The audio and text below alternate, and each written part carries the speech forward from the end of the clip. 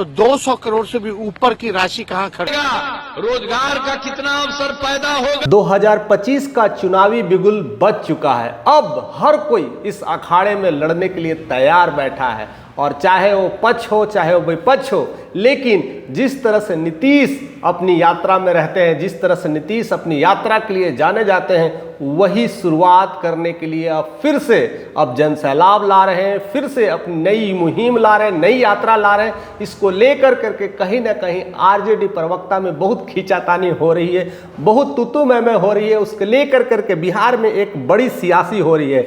यात्रा से पहले ही सियासी जंग शुरू हो गई है, लेकिन जैसा कि कई दशकों से देखा गया है, नीतीश अपनी यात्रा पूरी तरह से करते हैं, रुकने वाले में से नहीं है। उन्होंने डेट भी अनाउंसमेंट कर दिया है कि 15 दिसंबर से हमारी यात्रा शुरू होगी, जिसका यात्रा का नाम है महिला संवाद। यानी अब महिलाओं से कनेक्शंस, यही तो नीतीश की एक राजनीतिक समझ से, एक सियासी समझ से पिछले कई सालों में, कई दशक की हम बात करें तो उन्होंने कई दशकों में मैंने अपना एक एग्जिस्टेंस बनाया है, महिलाओं को पूरी तरह से एकीकृत किया है। और देखते ही देखते 20 सालों के कैरियर में आधी बिहार की आधी आबादी को अपने नाम कर लिया है। यानी पूरी महिला है, उनकी वोट पकड़ में एक साथ होगी, यानी पूरी महिला उनको सपोर्ट करती है, और इसीलिए ये सब सारी उनकी यात्राएं होती है। और साथ साथ बहुत सारे काम करते हैं, महिलाओं के लिए कई सारे आरक्षण देते हैं, चाहे नगर निकाय की बात हो, चाहे सरकारी सेवाएं की बात हो, या दीदी की जीविका की बात हो। ऐसे कई सारे मुद्दों पे लाते हैं। शराबबंदी one of the best example है, जिसने महिलाओं की बातें सुनकर करके नीतीश कुमार ने एक्शन में लाया था और उसी तरह से सरकार भी बनाया था। ऐसे ऐसे कई सारे दावे वो करते हैं और धरातल पे जा करके अपना विचार प्रकट करते हैं, लोगों से मिलते हैं। उन्हीं में यह यात्रा काफ़ी कुछ हिला देने वाला है, या काफ़ी कुछ बदल देने वाला है, जिसका नाम है महिला संवाद। महिला संवाद में हर जगह लोग जाएंगे, हर जगह विजिट करेंगे, और साथ साथ नीतीश की यात्रा होगी, लोगों से डिस्कशन होगा, उनमें हर मुद्दों को लेकर के चर्चाएं होंगी कि आपकी क्या क्या ज़रूरतें हैं, किस तरह का योगदान रहा है, क्या क्या कमियां रह गई है, चाहे वो शिक्षा में हो, चाहे वो आरक्षण को लेकर के हो, चाहे वो शराबबंदी को लेकर के हो। ऐसे कई सारे मुद्दों पर वो खुल कर करके महिलाओं से बात करते हैं, और यही उनका अंदाज है। इसीलिए बिहार के सियासी में वो अपना दमखम दिखाते हैं और अपना कुर्सी को बरकरार रखते हैं। आइए समझने की और कोशिश करते हैं, थोड़ा डीप एंड डाइव लेते हैं, क्योंकि जब तक वो डाइव नहीं लेंगे तो खुलेगा नहीं पिटारा। और वही समझना है कि ऐसी शुरुआत करने के पीछे उनका क्या था राजनीतिक कारण, क्या था उनकी मानसिक सोच। अगर इनकी बात करें कि 2005 में जब उनकी सरकार बनी थी, उनके पीछे भी यही एक यात्रा था, जिसका नाम था न्याय यात्रा। 2005 में उन्होंने न्याय यात्रा शुरू किया था, और न्याय यात्रा के बदौलत ही बहुत लोगों को सारी चीज़ों को सुनवाई करते थे, जनता दरबार लगाने की बात करते थे। ऐसे कई लोगों से कनेक्शन से मिलता था, जिससे लगता था मुख्यमंत्री मेरे अपने हैं। और जब लोग अपने लगने लगे तो उस समय आपको कहना नहीं होता है कि सीएम का कुर्सी मेरी है, वो अपने आप हो जाता है। और यही सारी बुद्धि, यही सारी सोच, यही सारी सियासत की समझ है नीतीश कुमार में। इसलिए कई दशकों से अपनी वो चेयर को मेंटेन कर रहे हैं और बिहार के कुर्सी को पूरी तरह से अपने पास रखे हुए। उसके बाद 2005 की बात करें, उसके बाद अगर 2009 में भी करें तो फिर से न्याय यात्रा को लेकर के वो काफ़ी कुछ चर्चा में रहे हैं। 2010 में जब उनकी कुर्सी आई थी, उस समय उन्होंने विश्वास यात्रा निकाला था। विश्वास यात्रा के थ्रू लोगों में विश्वास दिलाते थे, जहाँ चीज़ें की कमी है उस पर काम करते थे। ऐसे ऐसे सारे चीज़ों को लेकर करके महिलाओं को आश्वासन देना अपने आप में एक बड़ी बात है, बड़ी सौगात है। और वही उनका यात्रा शुरुआत रहा है और कभी वो निष्फल नहीं हुआ है, इसलिए वो काम करते हैं। 2010 में उन्होंने प्रवास यात्रा भी लाया, उसके बाद 11 में सेवा यात्रा लाया, उनके बाद 12 में अधिकार यात्रा लाया। ऐसे सारी यात्राएं करते रहे। 2014 की बात करें तो संकल्प यात्रा उनका एक से एक बेहतरीन यात्रा रहा, जिसमें महिलाओं को संकल्प की बातें करवाते थे और जो जो चीज़ मिलता था उनको दोहराते थे, रिपीट करवाते थे और वो काम को भी अंजाम देते थे। उसके बाद 2015 में भी आया था संपर्क यात्रा। उस संपर्क यात्रा के दौरान ही दारूबंदी हुई थी, क्योंकि महिलाओं ने जिस तरह से सपोर्ट किया था, कह रहे थे कि हमें बस एक ही चाहिए केवल दारूबंदी हो, क्योंकि घर में कितनी सारी परेशानियां हो रही थी, कितनी सारी कलह हो रही थी। नीतीश कुमार को ये बातें समझ में आ गई कि दारूबंदी करना ही करना है, तभी हमारा महिलाओं का वोट मिलेगा। और वही हुआ था चमत्कार, दारूबंदी,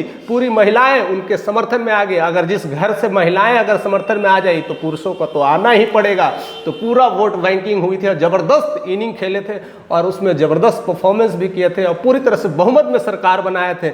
इसलिए उनकी यात्रा इतनी खास रहती है, इसलिए वो यात्रा कभी नहीं छोड़ते हैं, हर साल अपनी यात्रा में वो लग जाते हैं। 2016 में भी उन्होंने निश्चय यात्रा लगाया था, 2017 में समीक्षा यात्रा किए थे, 19 की बात करें जल जीवन हरियाली यात्रा कर दिए थे, यानी वो छोड़ नहीं रहे। 21 की बात करें तो समाज सुधार यात्रा किए थे। बहुत सारा समाज में कई सारी प्रॉब्लम चल रही थी, कई सारी भ्रष्टाचार की मुहिम थी, ऐसे कई सारे बात को लेकर के बुनियादी तौर पे वो काम कर रहे थे, समाज सुधार को लेकर के काम कर रहे थे। उसके बाद 23 में आए थे तो समाधान यात्रा, क्योंकि 22 में अगर बात करें 21 से 22 के बीच वो कोरोना का असर था, उसमें ज़्यादा कुछ नहीं चल पा रहा था। लेकिन 2000 अब आ गया है 24, यानी 2025 में अब आ रही है बड़ी सरकार की सियासी जंग शुरू हो रही है, क्योंकि बिगुल बच चुका है। लेकिन नीतीश कुमार अपनी यात्रा से मुकर नहीं रहे, यात्रा को लेने के लिए पूरी तरह से तैयार है।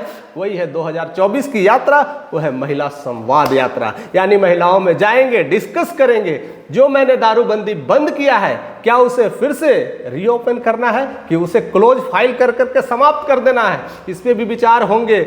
महिलाओं को नगर निकाय में भी आरक्षण की बात कर रहे हैं, जो आरक्षण है वो 50% करने की बात कर रही है। सरकारी सेवाएं में भी 35%, ऐसे महिलाओं को हमेशा ही कुछ ना कुछ सौगात देते रहे हैं और इसीलिए महिला उनके साथ है और इसीलिए वो गर्व से कहते हैं पूरी आधी आबादी नीतीश कुमार के साथ रहती है। तो डरने की बात नहीं है और उसी के यह प्रारूप है, उसी का यह यात्रा है।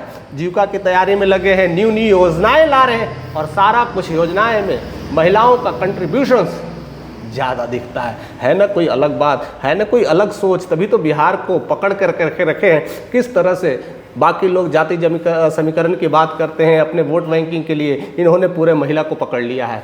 अब कोई जाति कोई मजहब की बात नहीं करते, पूरे महिला जब साथ है तो फिर डरने की क्या बात है, क्योंकि नीतीश कुमार आपके साथ है। ऐसी बहुत सारी बातें करते हैं, बहुत सारे तथ्य लाते हैं। अगर इसकी तथ्य की अगर बात किया जाए तो यही सारे बाकी स्टेट में भी देखने को मिला है। अगर हम झारखंड की बात करें, झारखंड में शिबू सोरेन की जो प्रचंड जीत हुई थी, उसमें जो योजना लाई गई थी उसका नाम था मैया योजना। यानी मैया योजना के तहत उन्होंने पूरी तरह से झारखंड में माहौल क्रिएट कर दिया था। इस योजना से कई सारे माताओं को लाभ हुआ था, कई सारे बहनों को लाभ हो रहा था और ये लगा कि हाँ अब ये सरकार हम लोगों के लिए कुछ अच्छा कर रही है और इसीलिए उसका जीत देखने को मिला, प्रचंड जीत मिला।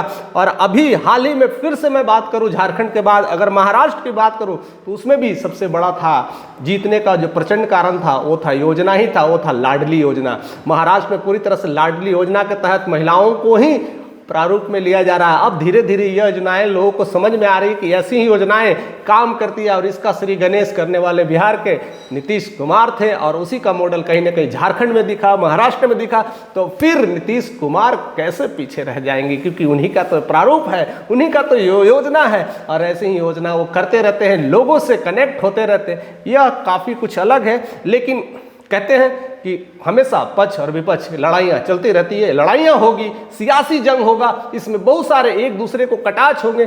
कई सारे आरजेडी के प्रवक्ता ने कह दिया है कि जनता के पैसों को फिजूल खर्ची में उड़ा रहे हैं, लोगों से मिल करके अपने सारे पैसे कहीं ना कहीं जो जनता से वसूलते हैं वो सब में घूमने में लगा रहे हैं।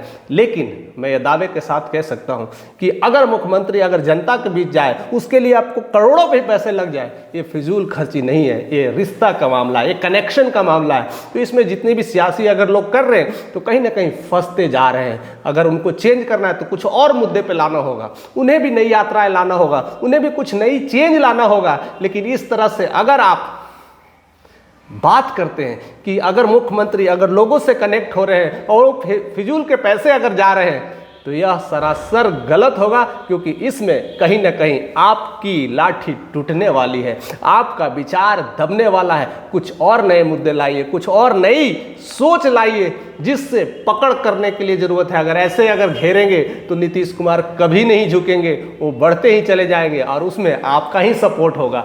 और इस तरह से बयानबाजी हो रही है, खूब सारी चर्चाएं हो रही है, कई सारे लोग एक दूसरे को कटाक्ष करने में लगे हैं। लेकिन इनके साथ साथ अब धीरे धीरे अब युवा चेहरा जिस तरह से चिराग पासवान की एंट्री हुई है, तो अब और एक चार चांद लगने वाला है। यानी अब सिंपल एक योद्धा नहीं, अब दो दो योद्धा उतरेंगे मैदान में। और एनडीए को जिस तरह से प्रारूप लेकर करके बिहार में चल रहे हैं, एक प्रचंड जीत को लेकर के चल रहे हैं, 225 का जो आंकड़ा लेके चल रहे हैं, 225 पार की आंकड़ा लेके चल रहे हैं, अगर इस तरह से कनेक्शन हो जाए और दूसरी तरफ से चिराग की एंट्री हो जाए, तो लगता है कि बिहार में अब बहुत कुछ देखने को मिलने वाला है। एक तरफ से यात्रा में लगे हैं, एक तरफ कार्य में लगे हैं। ऐसी तो चाहिए विकास, यही तो चाहिए बिहार में, और यही तो चाहिए तरक्की का सही रास्ता। देखते हैं ऐसा क्या क्या चीज़ वो धरातल पे कर पाते हैं, क्योंकि वो यात्रा से मुकरने वाले नहीं है। 15 दिसंबर को तारीख फिक्स हो गया है, मे भी कुछ विलम्ब हो सकता है, सियासी जंग है, रोकने की बात की जाती है, कई सारे घेराव किए जाते हैं, लेकिन घेराव भी तो कर रहे हैं, तो किसको कर रहे हैं? बिहार के सीएम को। यानी वो रुकने वाले में से नहीं है। सारी चीज़ों को, सारी जो बंदिशें सबको तोड़ते हुए आगे बैठेंगे, और साथ साथ उनके साथ अगर है तो चिराग पासवान भी है, और साथ साथ डबल इंजन की सरकार है। तो कितने भी सारे चीज़ें आएंगी, कितने भी रोड़े आएंगे, उस पर बुलडोजर भी चलेंगे, तो सब कुछ होने वाला है। बहुत सारे सियासी जंग होने वाले हैं। उस जंग में किसकी कौन होगी हार, किसकी कैसी होगी जीत, ये सब सारे मुद्दे चलते रहेंगे, सारे कुछ देखने को मिलते रहेंगे। फिलहाल आपके जहन में कौन सी बातें अकर कर रही है, कौन सी बातें को लेकर के आपको लगता है कि ये यात्रा कितना सही होगा, या नीतीश कुमार की ऐसी यात्राएं करना चाहिए, या फिजूल खर्ची है? ये सब सारे जिस तरह के विचार आपके दिमाग में कौंध रहे हैं, तो हमारे साथ आप शेयर कर सकते हैं। अगर चैनल पे नए हैं तो जरूर से जरूर सब्सक्राइब करें, और एक लाइक तो बनता ही है दोस्त।